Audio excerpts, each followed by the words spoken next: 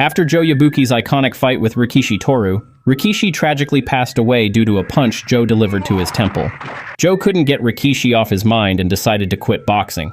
He didn't step into the ring for almost 6 months and didn't return to his gym or visit the old man and the children in the neighborhood. Joe became a wanderer, wandering from street to street, and got himself involved in some altercations. He couldn't escape the guilt of killing Rikiishi Toru and ending the career of Wolf Kaneguchi by breaking his jaw. Joe wanted nothing to do with boxing and spent his time trying to escape reality. Eventually, Joe decided to return to boxing. He was set to fight an opponent soon. In preparation, Joe was hitting a punching bag repeatedly, determined to finish his opponent. When the day of the fight came, Joe reassured the old man not to worry, saying he still knew the basics and would end his opponent.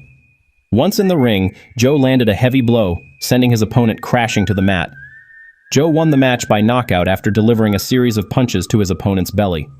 The opponent couldn't stand anymore, and Joe was victorious. Joe won his next fight again in a similar fashion, with another first-round knockout. Everyone began to fear this version of Joe Yabuki, since he had killed the great Rikiishi and started giving out nasty body blows to his opponents. Joe Yabuki was given several nicknames like the Grim Reaper, the Destroyer, and a Messenger from Hell. It was written all over the newspapers. A blow to the face is like a window to heaven, but a blow to the stomach opens up the gates of hell. Everyone began to think this was a new strategy for Joe Yabuki as he kept targeting the body.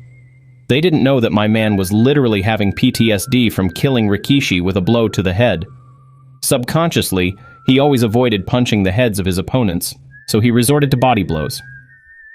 In his third fight, Joe Yabuki knocked out his opponent again with the same body punches. Immediately after the fight, Mr. Otaka of the Asian Boxing Club approached the old man, Dan Pei, and told him that Joe was so good he deserved the national title, but he jokingly said it was too early. The next day, Joe Yabuki was still training, beating the hell out of the punching bag. As Joe kept training, the same man who claimed Yabuki deserved to be champion held a meeting with the Boxing Federation to eliminate Joe Yabuki from the world of boxing, since he had accidentally killed Rikiishi, who had a bright future ahead of him, and ended the career of the amateur champion, Wolf Kaneguchi, by breaking his jaw. They had had enough of Yabuki. Since they couldn't kill Yabuki, they discovered the best way to end him was to put him up against a higher-ranked boxer and a veteran who would maul him in the unforgiving ring. They chose a man who was also the national bantamweight champion, Tiger Ozaki. When the old man heard this, he was totally shocked. So they set him up against a ranked boxer and the champion of the bantamweight division, Tiger Ozaki. The old man, however, looked at Joe Yabuki very scared and anxious. But Joe reassured him, saying, "Don't worry, I'm gonna beat this guy." The day of the fight finally came. Joe Yabuki versus Tiger Ozaki for the bantamweight national title.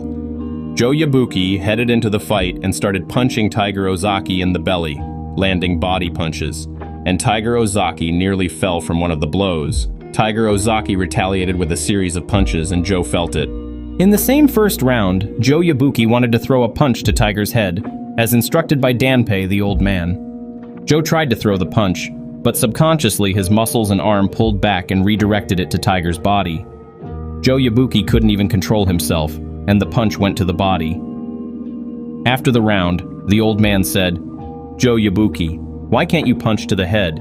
Nishi and I have observed this. We refused to believe it, but now we see it's true. Joe Yabuki, you are being haunted by Rikiishi."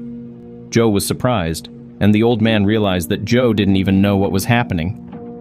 It was his subconscious mind preventing him from throwing punches to the head because of the punch that killed Rikiishi Toru in the boxing ring. The old man warned Joe Yabuki that it would be very difficult to fight his subconscious in this match. Everyone already knew about his condition, including Tiger Ozaki, who had studied this weakness. In the second round, Joe Yabuki continued punching.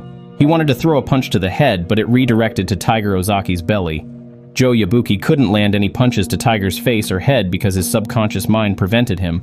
Even when Joe tried, his mind stopped him. It felt as if he was fighting against the ghost of Rikiishi. The fight continued, and Tiger Ozaki knocked Joe Yabuki to the floor multiple times.